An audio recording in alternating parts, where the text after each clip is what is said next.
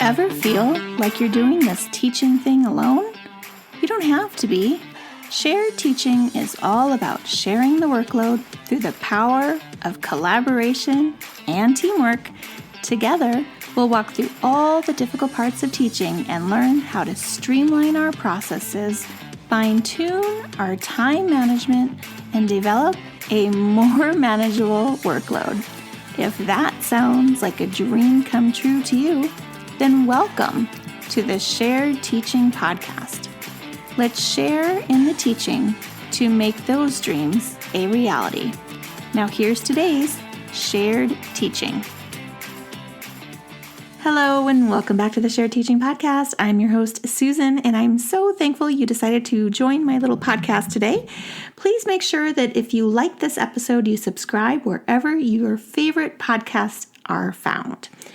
All right, so let's go ahead and talk about another Writing Tip Wednesday. This time it is adding details to writing. So I am very guilty of this in the past, and maybe you are currently, but do you often catch yourself telling students to just add more when they say they are done writing? So they say, hey, I'm done. And you tell them, add some more. Add more what? Right? Like, do we ever think about, do they know what it means to add more? Have we taught them this? So let's talk a little bit about what it should mean when we tell students to add more details, right? We want them to add details. That's pretty obvious, but to our students, they might not really know what you mean when you just say add more. Maybe they didn't have a teacher that told them before they came to you. Have they been explicitly taught what it means to add more? Have you shown them writing examples that exemplify adding more? Do you have a list of things that they can do to add to their writing? So as a writing teacher and coach, I feel that adding more should mean to make their writing come alive. The details that make our favorite books come alive for us and make us feel all the feelings are what I want to see in my students' writing. Now I know what you're thinking, but they're only first and second grade. They're still learning how to get sentences on paper. That's true.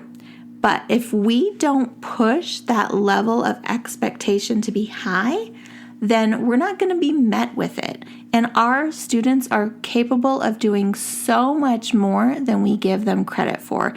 At this age especially, they're like cute little sponges. They just soak up all this goodness and knowledge that we're giving them. So why not teach them exactly what we're looking for? And there's a few ways we can do this, and we're going to talk about it in this episode. So the first and one of the easiest ways to teach our young writers to add details through their writing is using the 5 senses. We can ask students what color clothes they were wearing, what sounds they heard, what they were feeling, what they were tasting, what kind of ice cream was it, right? And of course, this is going with personal narratives because I'm assuming you're still in the middle of writing your personal narrative since it's still in America, at least the beginning of the school year. So most of my Writing Tip Wednesdays are geared around personal narratives, and soon we'll switch to opinion writing. But if you want to give me some ideas for upcoming episodes, I love to hear ideas. You can either leave it as a review on Apple Podcasts, or you can email me, susan@sharedteaching.com. Okay, so 5 senses are super easy for students to understand because we teach them in science, right? And they know those senses. So when we talk about like, okay, breathe in deeply. What do we smell? How do we describe those smells? It's easy to translate that into writing. Students can also search their memories because they're doing personal narratives, right? To add these details when they're writing. So close your eyes, picture it. What do you hear? What does it feel like? What's going on around you? What are you touching? You know, you can draw that out of them by just asking them to kind of like relive those memories. Later, when they're writing fiction stories, they're going to still add these same details, but they're going to imagine it for their character because they can imagine places that they've been before and they put their character in those same situations. So all they're really doing is kind of writing about their experiences, right? But using a character's name. that's the basis of fiction. To help students learn how to use their 5 sentences for details, you're going to consider at least 2 mini lessons during writing time.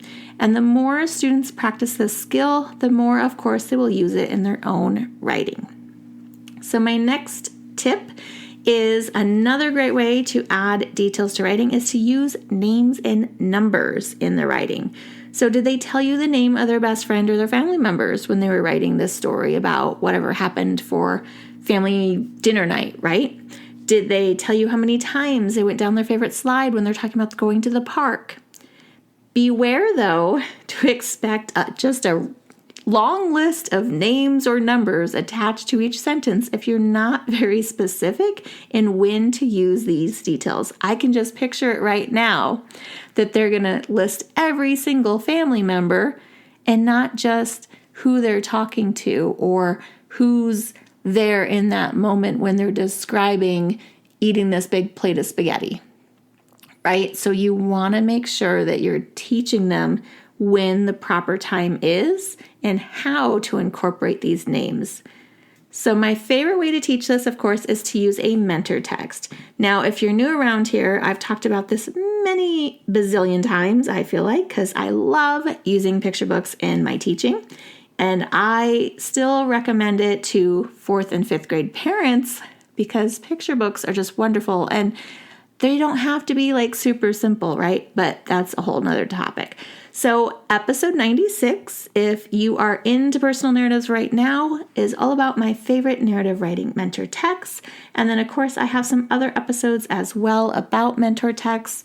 So you can search through your podcast player and find those, or send me an email and I will give you a personalized list. Okay, so for a mentor text, you don't have to read the entire book. I might read just a page or 2 from the text, and I'm pointing out how and when the author decided to use someone's name or a number in the sentence. So I'm looking for particular examples in a book to show students exactly what I want to see in their writing. Now, depending on my students, I might also write a few sentences for practice, and together as a class in our We Try It, we are learning how to edit the sentences together. So, for example, I might ask something like, do you see a good spot where I can add someone's name? Or maybe my question might be, where do you think I can use a number detail? And then the students are helping me find those places and we're revising the sentences together. So it doesn't have to be like an actual whole revision to be ready for publishing. It just is a specific strategy to show them to teach this example. Okay, so last but not least is where and when. So I also like to teach my students to add details that include where and when. And for me, I'm talking about using where and when as setting details because the setting, of course, can change across a story. And when we get into 1st and 2nd grade, we want their stories to have multiple settings. At least I do, because it allows for a more engaging story, right? Think about the 3 little pigs. Even the 3 little pigs moved from house to house, right? So the setting is changing, even if it's just slightly. They're still in the woods or wherever they were, but the houses they go to, right, are changing. So we're teaching the same thing to our students. We are talking about when their story is happening, and that's going to include details about the time of day, maybe, the season, even the year. Teaching students about where can also be as simple as telling the place their characters are at. But of course, I want to push my students beyond simple settings because I always want to set that bar very high. And believe me, your high writers are going to be able to achieve this. So you want to make sure that you include something in your lessons for them as well. So with my 2nd graders, we explore the environment as part of our setting. And that's not very common, but it is a way to kind of push what they learned about setting in kindergarten and 1st grade just a little bit more. So environment. So where exactly is the setting? Is it a forest, a beach, a park, maybe a school? When considering and teaching about the environment, you're going to explore with your students how people typically behave in these environments because it's a little bit of a tricky concept.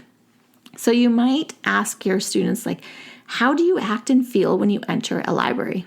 Or should you, right? Because nowadays all the norms are kind of out the window. But how would you act and feel when you enter a museum, a rock concert? And then just compare these different environments, because different environments show people in a different way. How you behave around one group of friends is different than how you behave with another group of friends, right? So the same applies with their characters in different settings. So that's just really delving a little bit deeper into like characterization, which will be important when they get to fiction. But you want to kind of plant these little seeds if you're teaching personal narrative.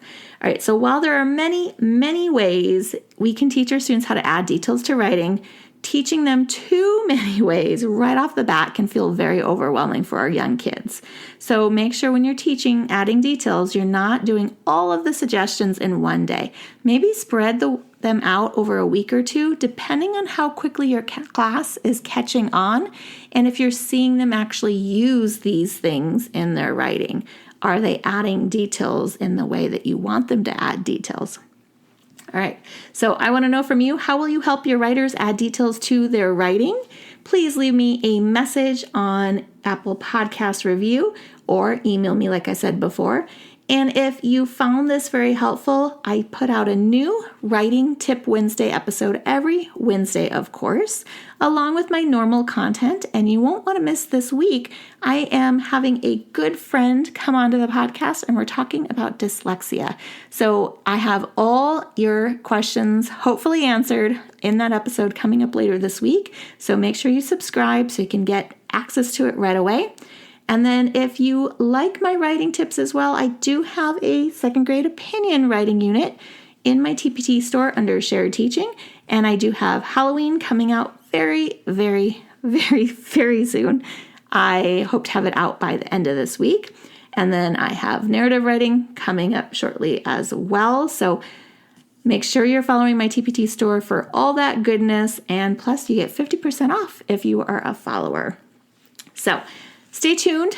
Make sure you have a good week, and I will talk to you next time. Bye for now. If you've loved this show, then join me in sharing the teaching, hitting that subscribe button, and leaving us a review on iTunes, so we can be found by more teachers like you who are ready to start sharing the workload. I hope you've enjoyed this episode. Find new episodes each week on sharedteaching.com. Thanks for listening to the Shared Teaching Podcast.